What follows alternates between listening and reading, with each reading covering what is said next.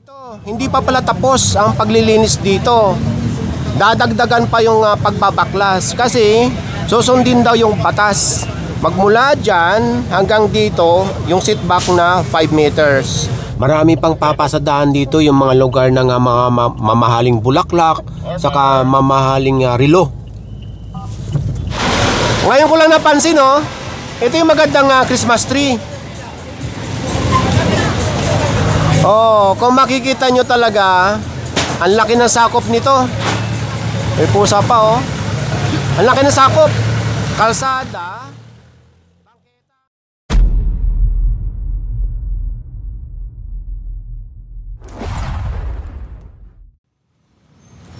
Maganda nga umaga sa inyong lahat. Ngayon ay December 3, 2025. At sa oras na 8:15 ng umaga, nandito ngayon ang clearing operation. Pero bago tayo sumama sa clearing operation, meron lang akong i-update sa inyo. Dahil nasurpresa ako dito. Nandito tayo ngayon sa may latex market. Papakita ko lang sa inyo Hello, good morning, shout out sa inyo. Ito, ipapakita ko lang, may bakod na rito. Wala na nagtitinda rito sa kalsada. May bakod na dyan na lahat sila sa tabi.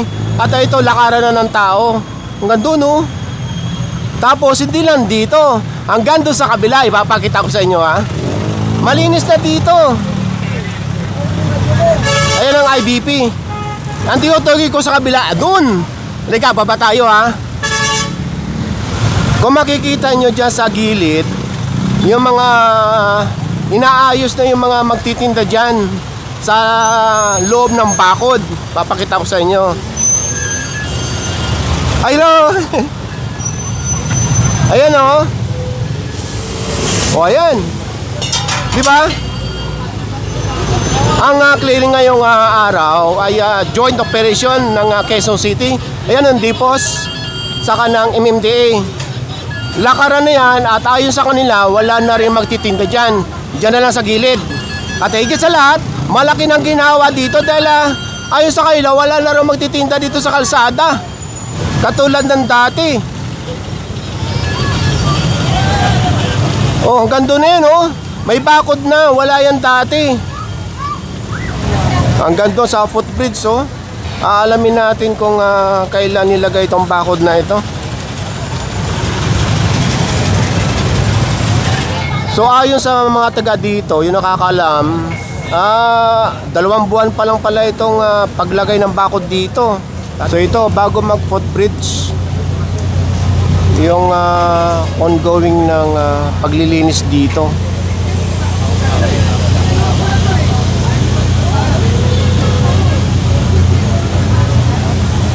Pero nung nagawa at tignan nyo dito, may cordon. Ayan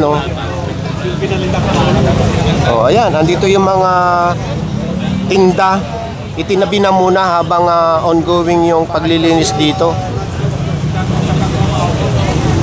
So after nga nung pinakita ko sa inyong video kanina, so ito, hindi pa pala tapos ang paglilinis dito.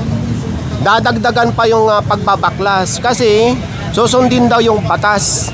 Magmula dyan hanggang dito yung setback na 5 meters. So ibig sabihin, ipapakita ko sa inyo, may guhit dito So ayan, habang nagpupulong sila dyan, ipapakita ko sa inyo yung guhit. So yan, yung may cordon na yan na pinakita ko sa nakaraang video, hindi pa yan, mababawasan pa yan ng mga ito, katulad ito, may guhit dito Ayan hanggang dyan dapat, ayan ang 5 meters yung guhit na yan. So ang tagos niyan, ito, tatamaan ito. So ito yung poste na pinakita ko sa inyong guhit dyan sa kabila ng pader. So ito ang tatamaan pa. Ayan sa paa ni sir. Tapos hindi lang yan, pati ito yung mga yan ang babaklasin. Ngayon ang gagawin, titibagin itong pader na ito para masimulan.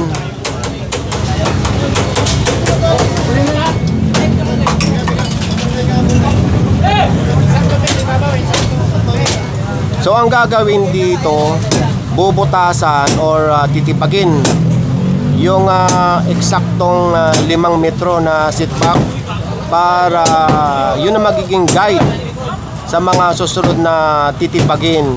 Katulad nito, ngayon ko lang nakita, 4.2 meters hanggang dito. So meron pang kulang na 80 centimeters yung titibagin papaloob. Naghati ang grupo ng SOG or Strike Force. Iiwan natin sila dito na nagdi-demolish at sasama tayo sa illegal parking. So magmula doon sa pinanggalingan natin, ayan pa yung dinidemolish dito sa may Jollibee. Alamin natin kung anong street ito. Papasok dito sa may Jollibee. Sullivan yung name ng street. Hello!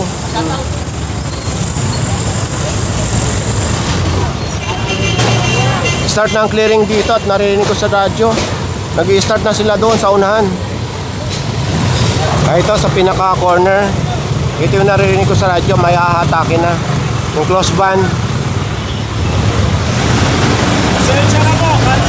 Dumating na yung may-ari or may dala nitong close van. Pero ayon dito lumampas na sa binigay na 5 minutes consideration. Kaya tuloy na raw itong mahahatak. Magmula dito sa hataking van, ito sa kabila, meron din nakapark na sa kanto. Pero andito yung may-ari, natikitan at hindi na mahatak.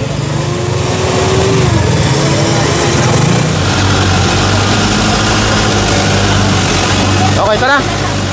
Doon tayo sa unahan. After natin sa Letex, nandito tayo ngayon sa may Commonwealth at papasok tayo ng Regalado sa may part ng Fairview.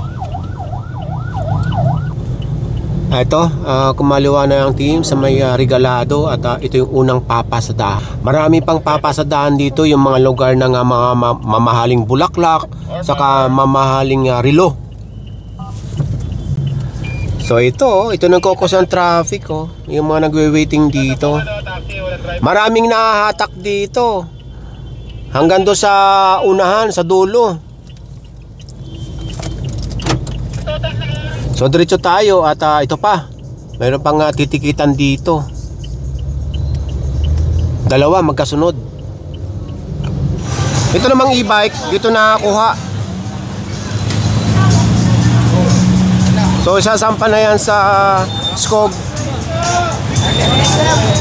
Puti sa kabila, Kabilaan nitong Regalado, matitikitan at posibleng mahatak. May nahatak na nga pala dito sa kanan.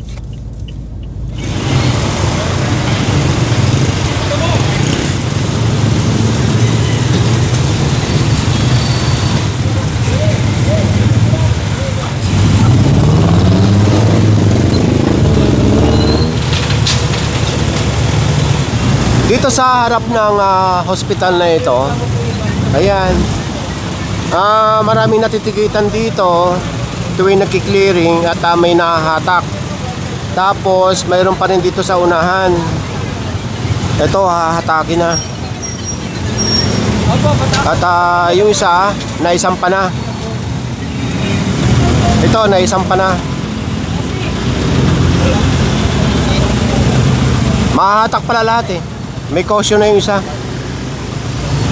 After natin dito sa Regalado, kumanan dito. Alamin natin kung anong street Hindi mabasa Omega. Oo. Nandito tayo sa Omega. Isa ng mamahaling relo. Pagkanan sa Omega Avenue, ayun, may nahatak. At kumanan dito sa Rado.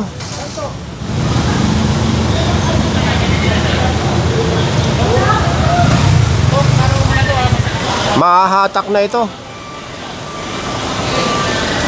At itong van, wala pa kasing lumalabas na may-ari. Lumabas na yung may-ari ng Fortuner na hinahatak.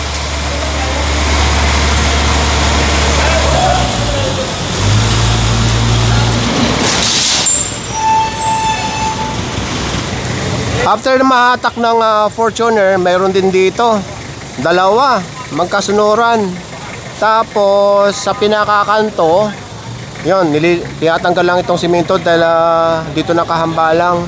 Ito sa pinaka corner, mayroon ding hatakin. Magkasunuran din. At meron pa mga motor dito. Naantay na lang ang tow truck nito. Ang oras ngayon ay 11:52 ng umaga. After natin sa may Rado, Rolex, andito tayo ngayon sa may Narcissus. At ito ay isa pa rin sa mga nirereklamo itong kalsadang ito. Ang daming mga naka-illegal parking dito, katulad nito, matagal lang hindi umaalis. Ito yung mga nirereklamo. Dito tayo, Narcissus. Sa oras na ito ay wala nang towing truck. So, ticket na lang yung mga madadaanan dito, mga naka-illegal parking. So, ang dami pala dito sa looban, sunod-sunod. Dahil dito ay mga walang one-side parking.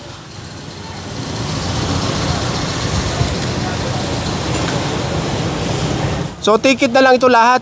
Kaya ako sinabing ticket na lang dahil wala lang ang tow truck. Hindi na ito mahahatak.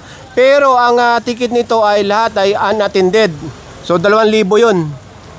Yung charge ng ticket.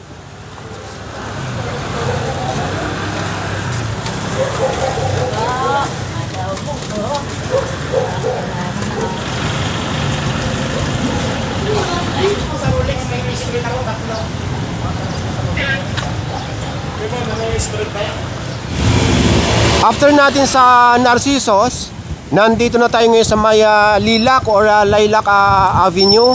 At lahat ng mga pinanggalingan nating lugar or street ay lahat yan galing sa reklamo from 8888.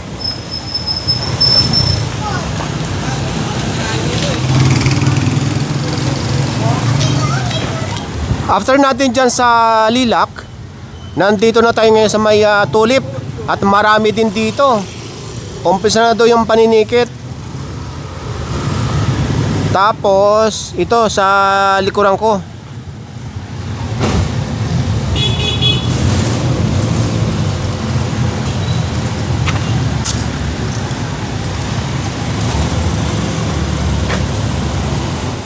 So ito yung street ng Tulip. May karinderya pa rito at nakapatong na lahat sa bangketa itong kanilang tindahan. So ibig sabihin, extension ng kanilang hanap buhay itong bangketa. So ang gagawin dito, dahil sa dami nito, pagsasabihan yung mga may-ari nitong tindahan na wag sakupin. Ayan, pinagsasabihan na ni Sir Vic itong wag sakupin itong bangketa. O yan, pinagsasabihan na rin ng Skog. At ang iba dyan, ayon na rin sa kanila, matitikitan ng environmental.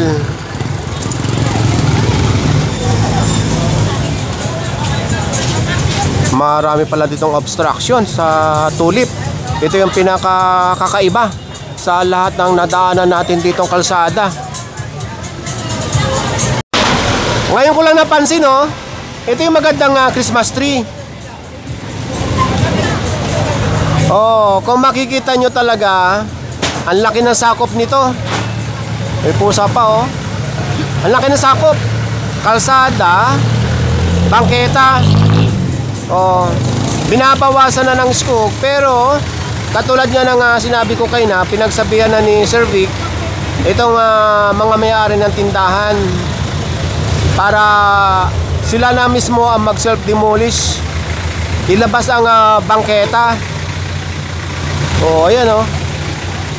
Ginawa ng extension ng kanilang hanap buhay itong bangketa at ginawang garden itong kalsada.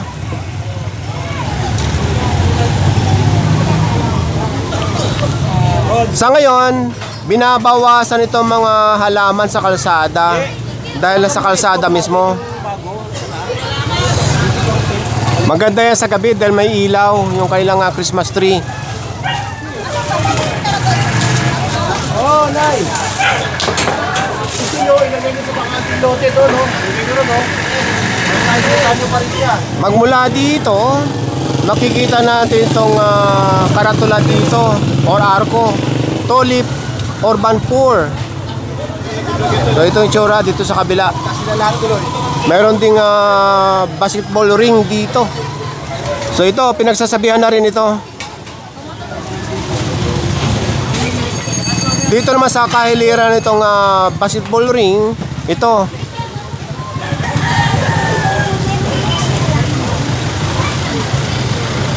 Marami pa pala dito mga natikitang sasakyan. Hindi na ito halos makikita nyo naman sa itsura, lalo na ito, hindi na ito umaalis dito.